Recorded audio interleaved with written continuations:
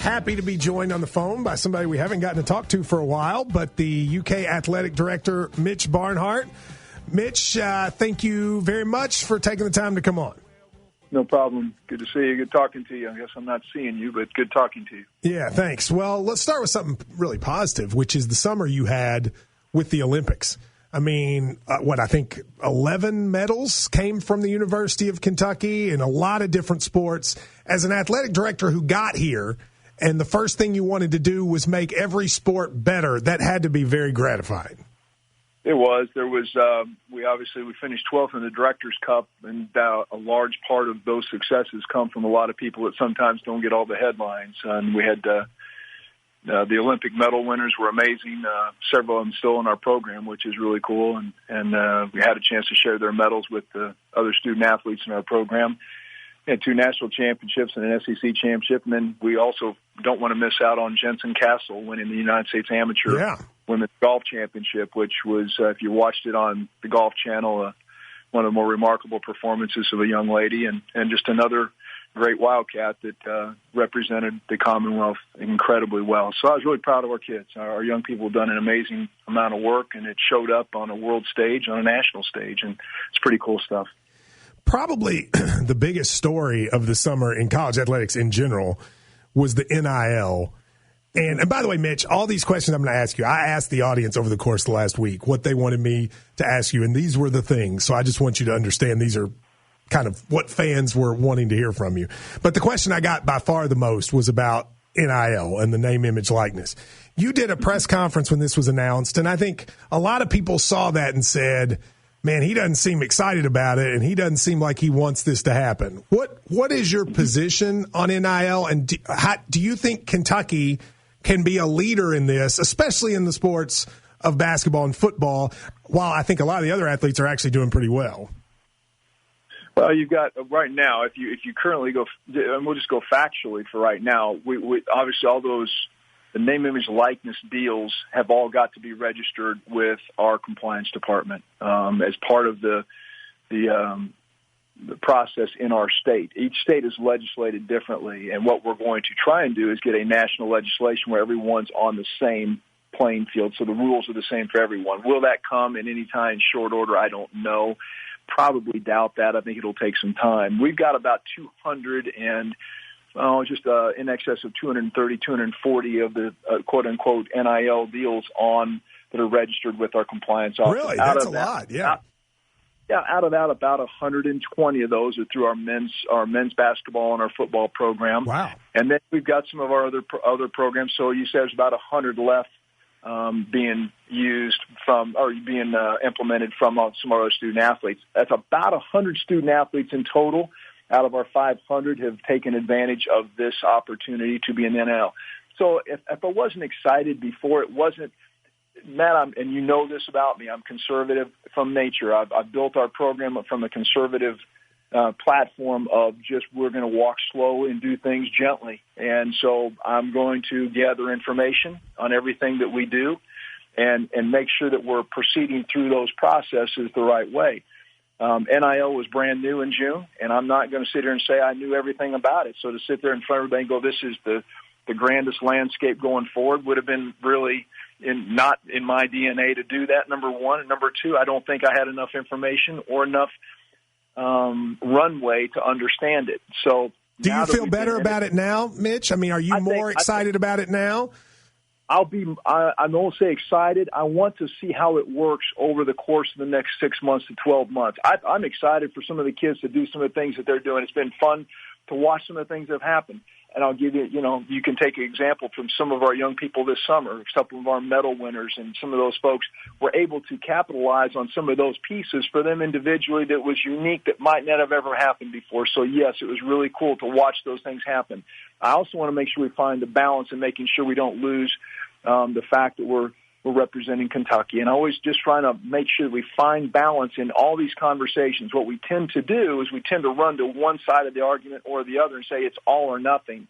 And if we can find the balance in this stuff, that's what's critical in this stuff, because I think you got to make sure locker rooms are sound. You've got to make sure that you've got everyone feeling included. You've got to make sure that there's opportunities for people to prosper. And you got to make sure at the end of the day that young people aren't being taken advantage of. And we're working through all those processes. We've done a really good job with education. I'm really proud of the job our staff has done in the apps that we put in place. But I think kids are really managing it well. Our young people have done a really, really good job of it, and they've been able to do some things that are really cool. And so I'm excited for that. I want to look at it. I'll look at it again in 6 months and look at it in 12 months, and we'll continue to adjust through it. And I think we're going to have to change because the executive order from the governor will expire in January, and we'll have to have a permanent law on the books for our state if there's not a federal legislation that overrides all of that. So I think we're moving in a positive direction in terms of the way we're managing it. I'm excited that our young people are clearly they're interested in it, and I think that's a good thing. And they're learning what it takes. It's more than just saying, hey, I want to do this, because there's lots of pieces to this that they've got to make sure that they're doing on their end, and that's where the education on our part comes in, making sure that we're doing a good job with that. And I think our folks are doing that. All right. I'm going to ask you just a quick yes or no, because I want to get to a lot of stuff and we won't get to it. I think NIL will be the most important thing in recruiting, even if it's not official, but that's going to be what decides who comes to schools in the future or not, is how good the NIL deals are. Do you agree with that? Yes or no? I don't know that I can give it a yes or no.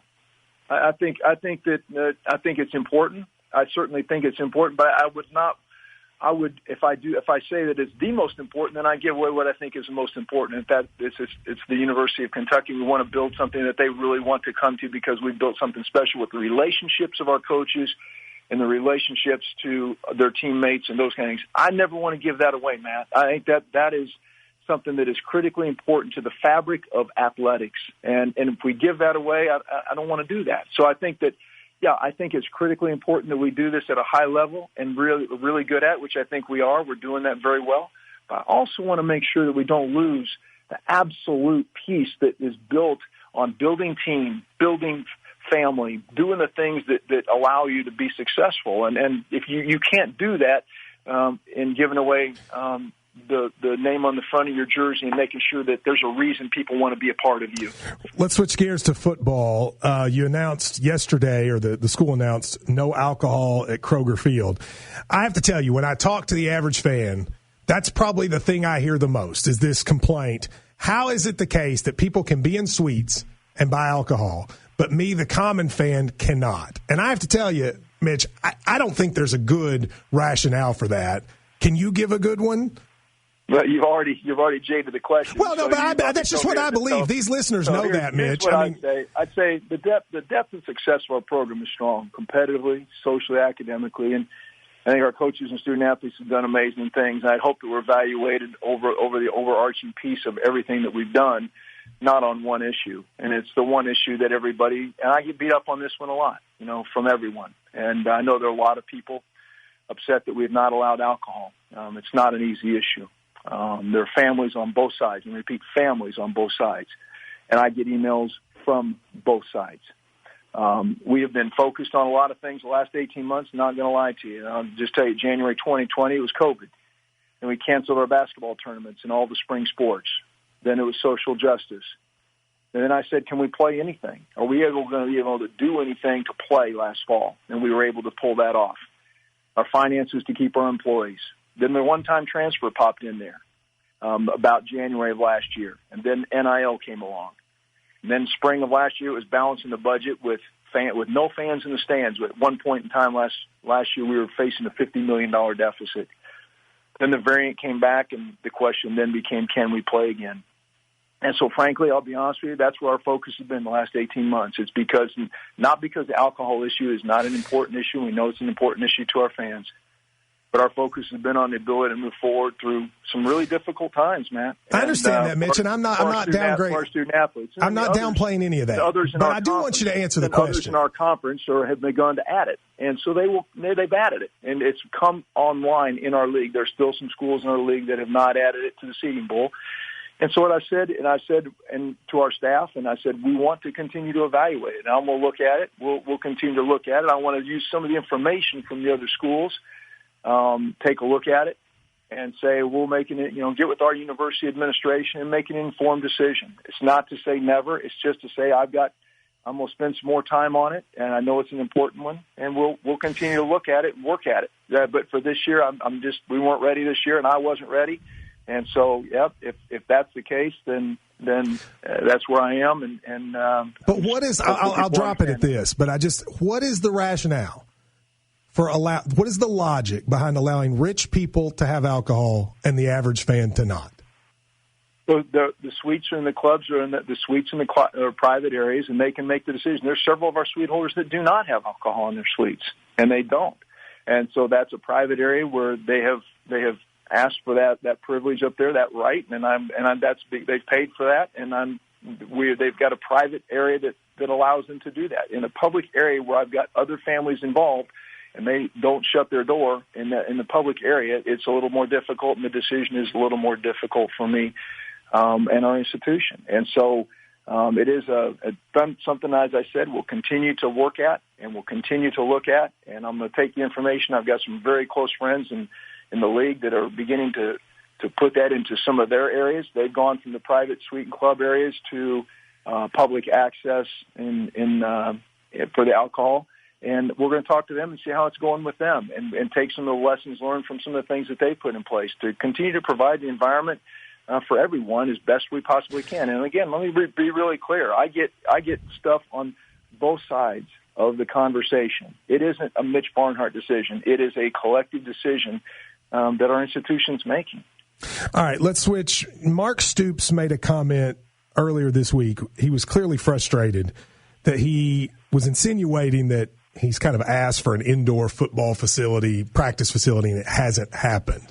What is the status of that, and what can you say about Stoops' seeming frustration that it hadn't happened?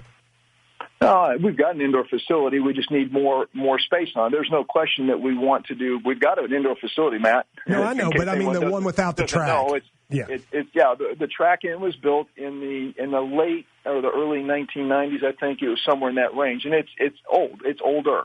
It allows us to do some stuff that needs more run out, is what it needs. The track is around it, and we've talked about finding a way in the facilities to create an indoor facility for our track team to prepare. Obviously, some of the people that won medals in the Tokyo Olympics, people were very proud of what they've done. They've trained on that track, and so clearly some world-class athletes have been on that track. We've got to get the track out of there and get it wall-to-wall with grass so we don't have the run-out issues. Other than that, we can relamp it and those kind of things, and it'll be fine in terms of lighting. So do you think that'll happen soon? You think that's something? Yeah, we hope so, but it's not just one of those things you just flip the switch on. Keep in mind, let me go back to what's happened the last 18 months. Yeah, we were just trying to survive financially. So, Matt, it's not like we haven't added facilities. We've done almost $210 million in facilities for football. And so we have been very, very thoughtful in our intention to help our football program. So it has not been without investment. And so I know there's frustration. I know there's frustration in that, but we've also got a facilities master plan that allows us. We've got in a place where baseball is vacated and is now in a new place. Baseball is vacated, and that gives us some room to think about what we can do over there.